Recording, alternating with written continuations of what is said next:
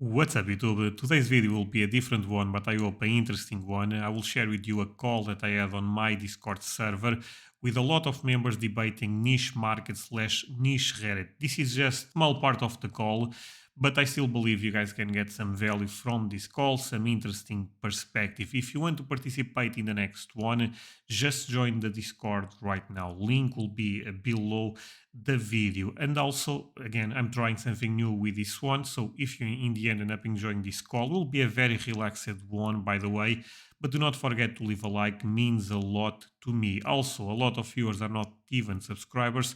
Consider to change that. Now let's go into the video. Vale, do you have any Panini Melhores de Equipos de Europa for Henry? I so I don't have the Russian version. I kind of missed the wave for that card. For at least for me a reasonable entry point, and it might still be a decent entry point now, but the right opportunity to buy it has not come across my desk yet. So I had one, I sold, I regret until this day. But the good thing is I have one at PSA. Oh, Is nice, on nice. my bulk order, so that is that. At least I will still have one. Can you? I mean, are they even? I mean, I've been looking in it, kind of with the war and all. It's like I don't even know if they're going to come to market in Russia to be able to grab them out unless you have a contact. Yes, and now with all the stuff going on in Russia, probably even more difficult, right? Yeah. I don't know. I really feel that sticker will be really difficult to obtain because I remember 1 year ago, 2 years ago, people saying, "Oh, but we need to wait and see." The pop is still super low, and it's Yeah. not changing. It's crazy. I don't think I've ever seen one raw. No, I haven't gone looking in other markets, but like in the typical ones you look for, I don't think I've ever seen one raw. In the past, James was not that difficult. Always was a difficult sticker, okay, but it was basically the same thing we ended up talking at the beginning of the call that 2 years ago, if you are patient, you find them, but Mm. now forget about I mean, 2 years ago, if you were patient, you could literally find anything it. that we Yeah, talk about today. Anything. a leaf was Like, already really difficult, but yeah. I don't know. If you were on the Swedish auction sites, they came up like once every few months. I can vividly remember in 2020, I thought about bidding on one. It was like PSA 3-ish condition raw, and it went for like 6K, and I was like, 6K is too much money for me. That's like 50K now, I think. There is a couple of cards that I always felt they are difficult, even though sometimes the pop reports don't even reflect that. For example, I always felt that the Henry foot and the Zidane foot are really difficult to find. I understand the pop right now is gone up quite a bit, but I always Mhm. felt that these stickers raw very difficult. French ones in general are hard. Yeah. But the sticker in pre-modern that I always felt is the most difficult one. Okay, forget the Modric stuff. That okay, that's probably the most difficult one. But I always felt the Xavi that I got graded recently, the 19A. I always felt that sticker is so difficult to find. The also the headshots from 2002 Superliga. Yeah, but the Xavi is more difficult. At least my Yeah, no, opinion. I'm saying the Chavi's more difficult. Yeah. Yeah. Of course, the Ibrahimovic is also difficult, etc. But that Xavi, because the thing is, I also feel that Xavi should not have the same demand as Ibrahimovic rookie. So maybe you can find them raw. I would say cheap. Cheap is very relative, of course, but I never did. I mean, people are aware that the sticker is difficult. What sticker Oh, in pre-modern do you guys think is the most difficult one to find? Chavi. Especially no, yeah, but forget the Xavi and again, Modric is probably the most difficult one, but Yeah. The Danny Alves from the Superliga set, I think I've only ever seen it once. yeah, that's real. And even the true rookie for Daniel Alves, which is in the same set as the Kaká, is also Yeah. really difficult. I also feel that the David Beckham shreddies is really difficult. Oh, I gave up looking for that. I had a saved filter on it for like a year before I gave up. Yeah. Yesterday, someone commented on my video about Merlin stickers that they sold one recently. I even said, if you have another one, send me Let a me know. DM. I thought that one always had a really cool story of the variations. That's really cool. A couple of weeks ago, we had this conversation on Discord about if people in the future will care about this type of rarity, in the sense that, okay, what's the difference between the Merlin 96 and the Merlin 96 Redis? It's just a couple of letters on the back, and in reality, that's true. But in the other end, surprises me that people believe that will not be a thing, because collecting is about niche stuff, is about finding something that is different than the other copy. Look at the ultra modern market. I mean, Yep. a gold parallels sells for 10x the purple one or the blue one. So if we can learn from modern something, is yes, even if it's just a small thing like a call or like a letter, whatever, that matters a lot. Yeah. I was just looking on the Japanese market. There's this crazy messy that just got posted. I'll share it in the chat. Oh, that's a nice patch. Yeah. Andre. So on that topic, I've been questioning this a lot too because I'm a big rarity guy. But what I see is in the pre-modern, at least, is has some appeal on the rookie cards. But when it's a rare second, third, fourth, fifth year card, um, there's little um, Premium. there's not a lot of traction or appreciation for those.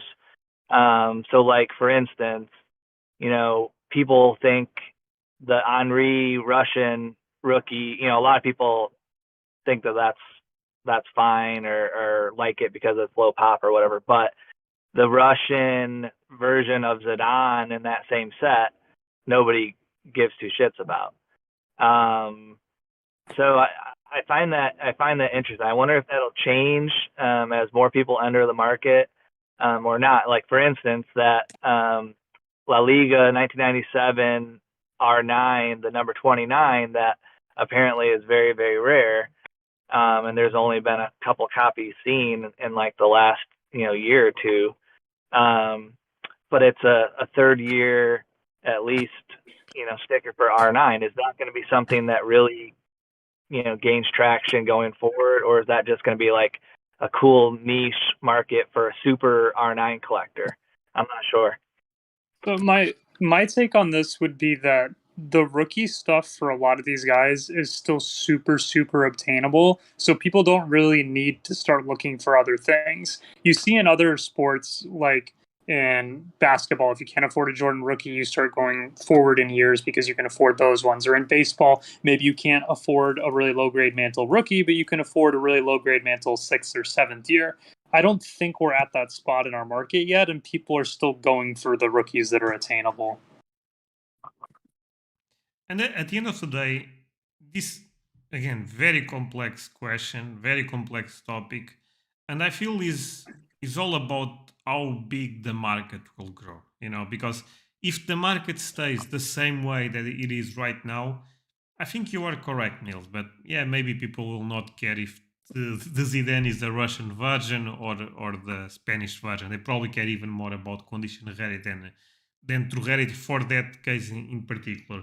But if the market grows, if cards like the Thierry Henry Russian version gains more momentum, people understand, you know what, this could be, look, I know this may sound a hot take, but who knows if that one day will become the most expensive rookie for Henry. I don't think that's out of the window, honestly.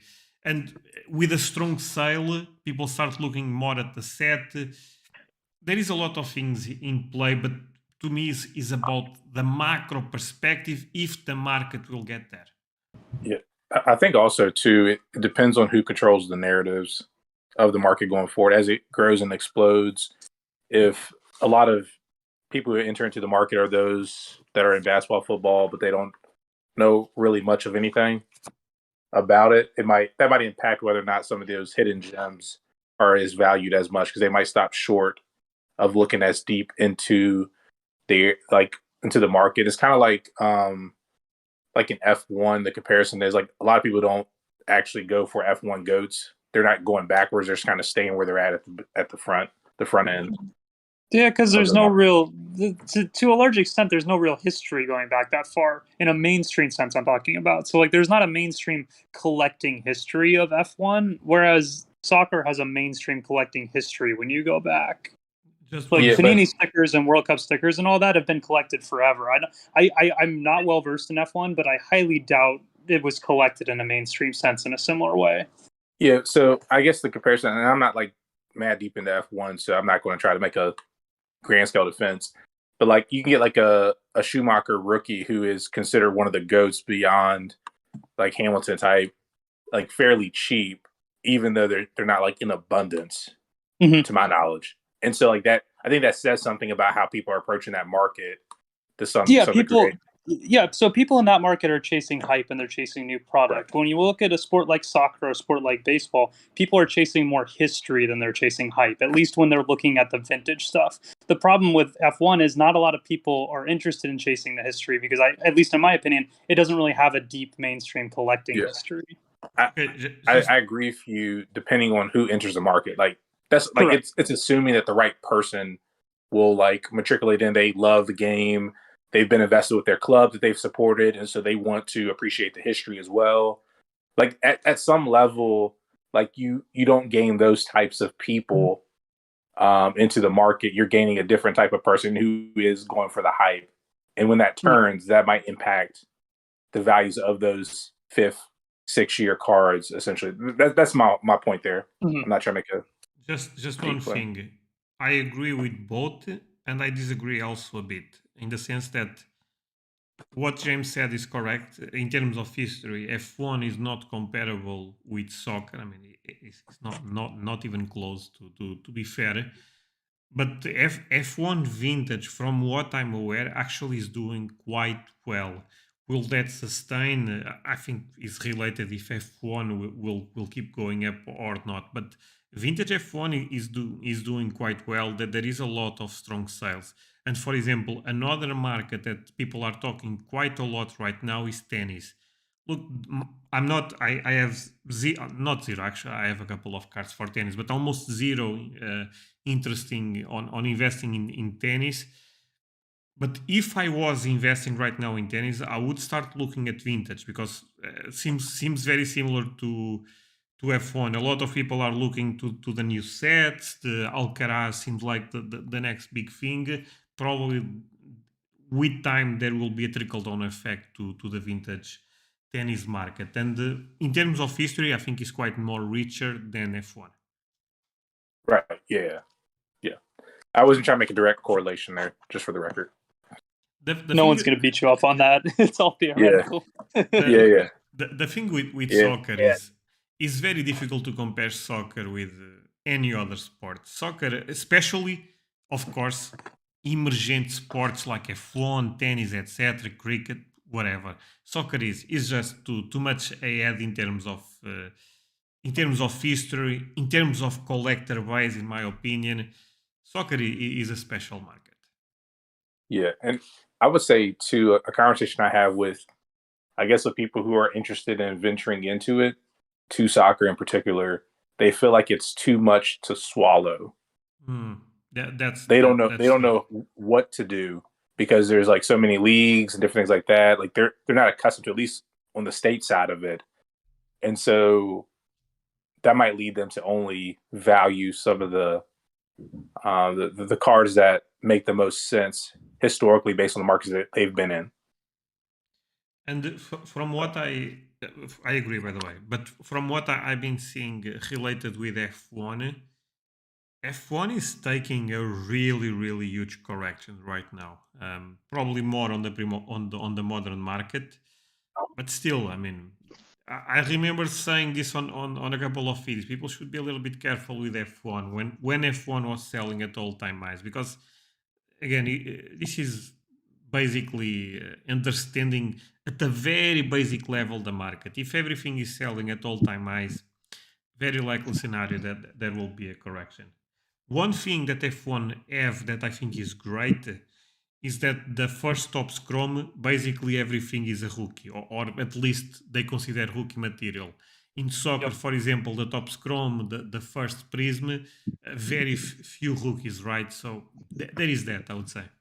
Wait, you're telling me that the 2014 Prism Messi is not his rookie? Um, I was in that market, man. That was a wild time. is the Oh, American that was rookie because I also remember reading that.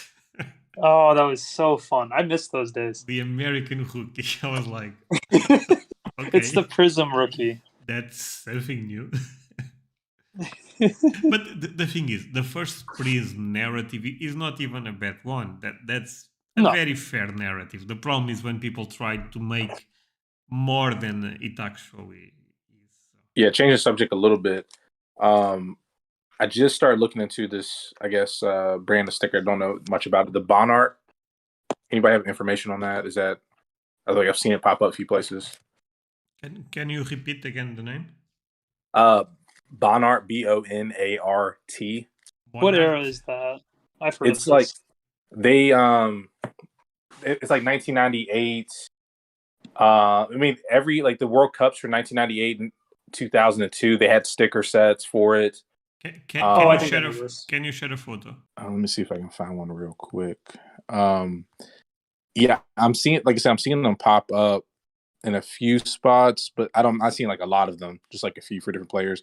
Particularly as I've been looking for some Henry stuff, I saw a 1998 one for him. It's from Yugoslavia. Being honest, from Yugoslavia, I'm already scared. Yeah, I put the image of the Henry on there, but there's like, I mean, it's basically like a bunch of action shots, things like that from those World Cups. There might be a few. I think the 2006 one, if I'm not mistaken, had like a few more portraits type. I don't know this one actually. I mean, I'm not seeing much out there on it. Yeah, I have no idea about this one. But yeah, if you look them up for different players, they have them out there. I think there's R9 in one of those years too. A few of those years.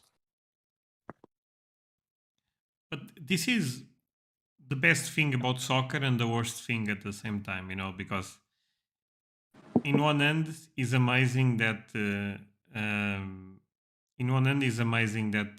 we are seeing new stuff appearing on the market. In the other end, if you are investing in specific issues because you think that year there is only this one, not the case to World Cup to be fair, but things like this from Yugoslavia, Russia can scare you a bit.